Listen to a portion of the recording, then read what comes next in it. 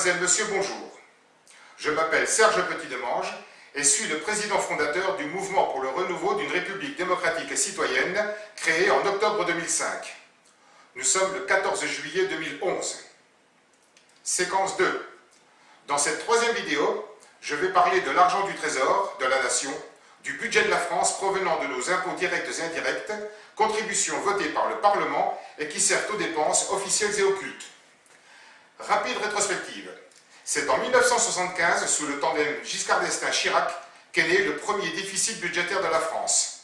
Il n'a cessé de croître depuis pour atteindre aujourd'hui un seuil de non-retour à la normale. La dette publique de la France est de plus de 1600 milliards d'euros, plus de 25 000 euros par habitant, y compris le bébé né ce matin. Elle était de 1100 milliards à l'été 2005.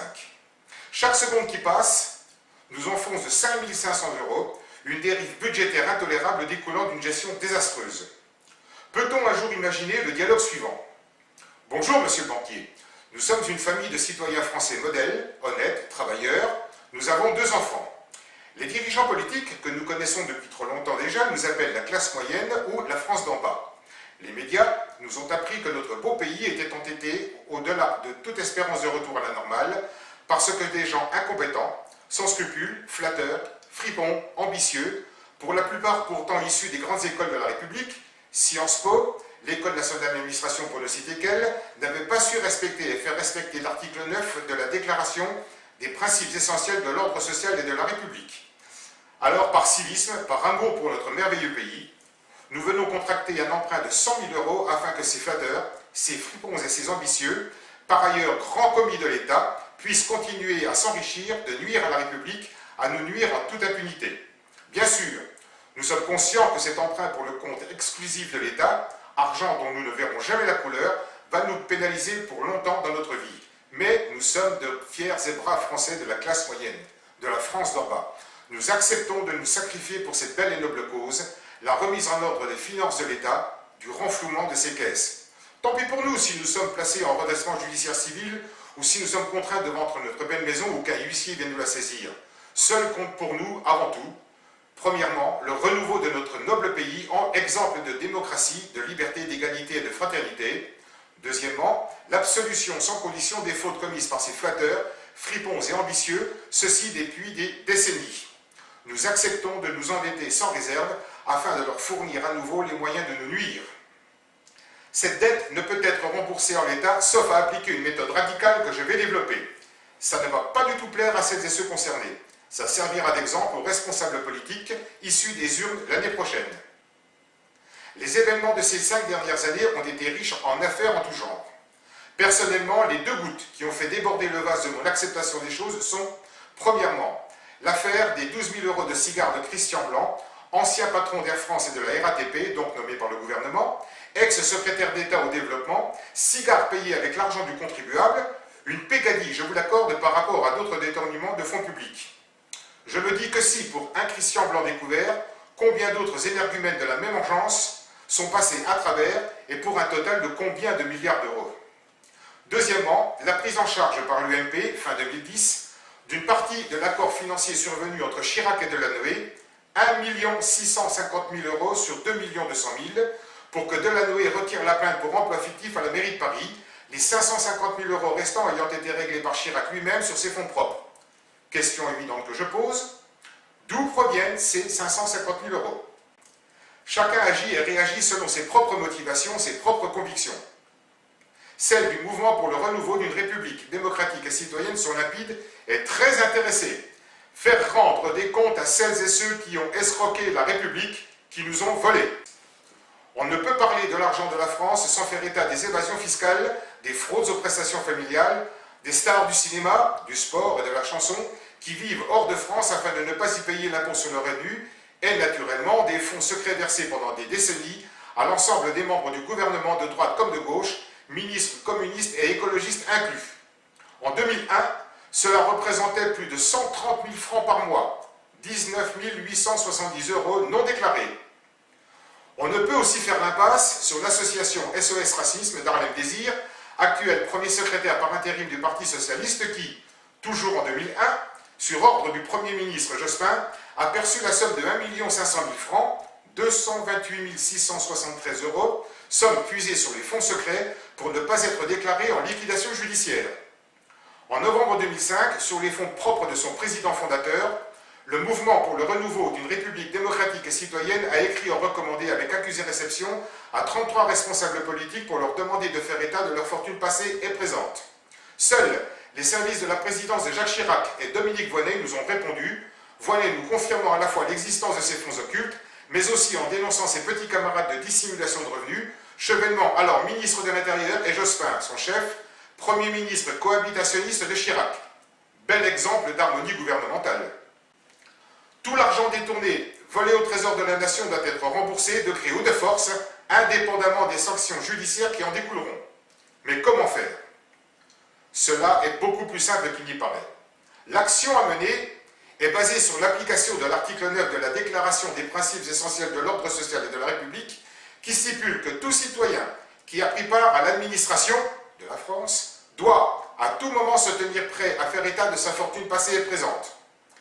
Rarement texte fondamental a le mérite d'être aussi clair et précis. Pour éviter que notre pays ne sombre dans la crise que vit la Grèce en ce moment, l'Espagne, le Portugal, l'Irlande, l'Italie et d'ici peu Chypre suivront, imposons le vote d'une loi qui, premièrement, fera passer la Cour des comptes sous la tutelle de l'autorité judiciaire. Deuxièmement, autorisera l'utilisation à charge de tous les rapports de cette institution en abrogeant toutes les prescriptions, l'enjeu étant trop important, capital, vital pour le pays. Ce ne sont pas les agences de notation qui nous contradiront.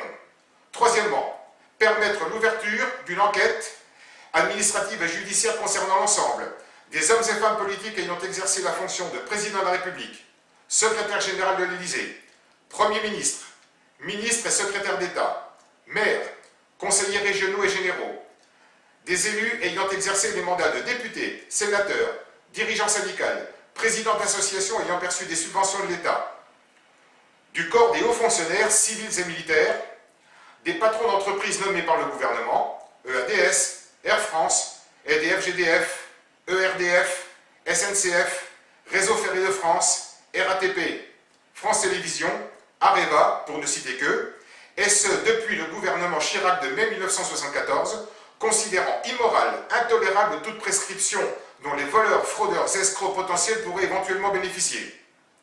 Tous, sans exception, familles comprises, devront justifier de leur situation patrimoniale avant leur prise de fonction, par acte notarié, et justifier leurs éventuelles acquisitions patrimoniales et financières a posteriori dans un délai de 1 mois à présentation du courrier recommandé envoyé par la commission créée pour la circonstance.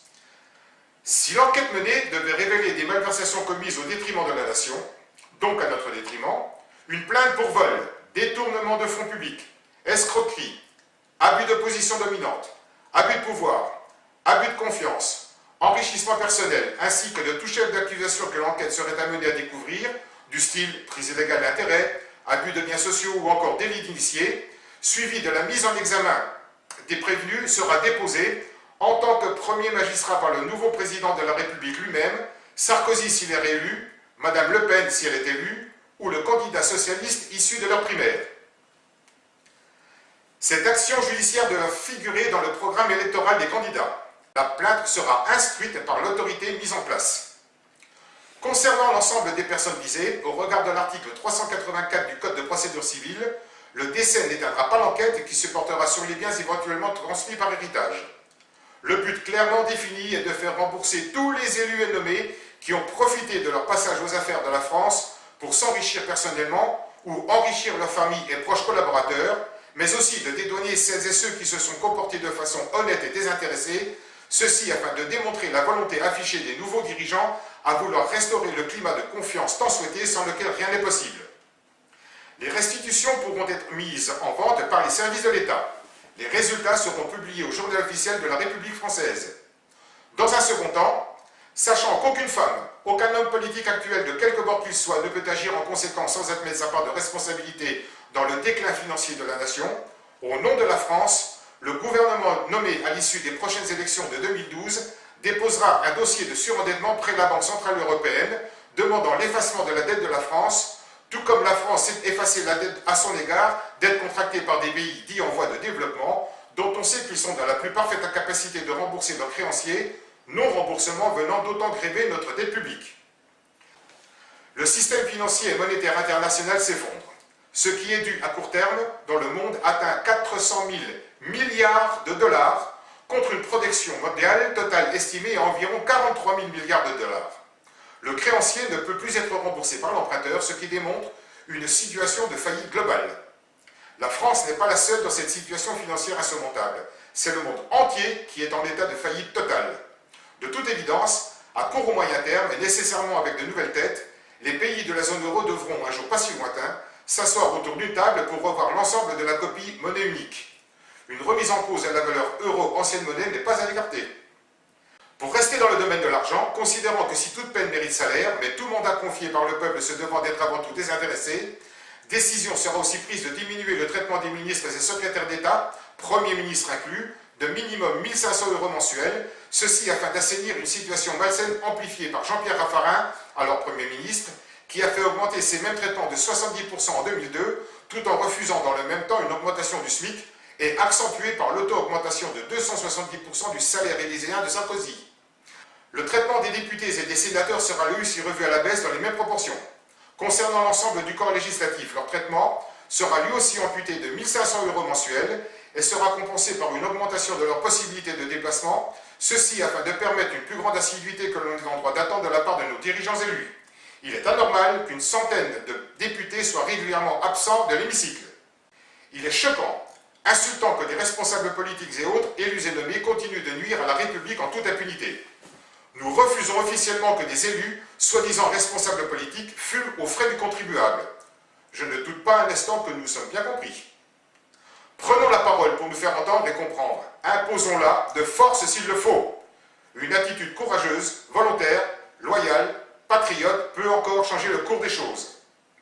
Dans la Constitution du 24 juin 1793, nos aïeux révolutionnaires avaient décrété « Quand le gouvernement viole les droits du peuple, l'insurrection est pour le peuple et pour chaque portion du peuple le plus sacré des droits et le plus indispensable des devoirs. Les délits des mandataires du peuple et de ses agents ne doivent jamais être impunis. Nul n'a le droit de se prétendre plus inviolable que les autres citoyens. » Pour celles et ceux convaincus, nous leur demandons simplement de copier cette vidéo et la distribuer autour d'eux ou de diffuser l'adresse de YouTube dans leur réseau. Nous avons tous de la famille, des amis aux 4 coins de la France, départements et territoires d'outre-mer compris. Je tiens à cette précision. Gravez ou faites graver cette vidéo en 2 exemplaires seulement et distribuez-la autour de vous dans la semaine qui suit. C'est plusieurs millions de nos compatriotes qui en prendront connaissance avant les élections de 2012. Autant dire que nous pèserons, que vous pèserez un poids considérable sur les futures décisions à prendre pour sauver notre pays de la faillite programmée. Pour boire la coupe jusqu'à la lie, cette vidéo dure environ 14 minutes. Pendant que vous la regardiez, la dette de la France a augmenté de plus de 4,5 millions d'euros. Plus nous attendrons pour réagir et plus la médication à apporter à cette gangrène sera sévère. J'aime mon pays et veux agir pour son renouveau. Normalement, je serai candidat indépendant à la députation l'année prochaine. Et évidemment, je m'appliquerai immédiatement ce que j'imposerai si je suis élu. Je n'aime ni les tricheurs, ni les menteurs, ni les feignants, ni les petits arrangements entre copains au détriment d'autrui. Pour celles et ceux qui me connaissent, ils savent que les futurs responsables en charge de la France, du président de la République au dernier conseiller municipal, n'ont pas fini de m'avoir sur leur dos en cas de dérapage. Vous pouvez joindre le mouvement par courriel à sans espace mrrdc70@aol.com.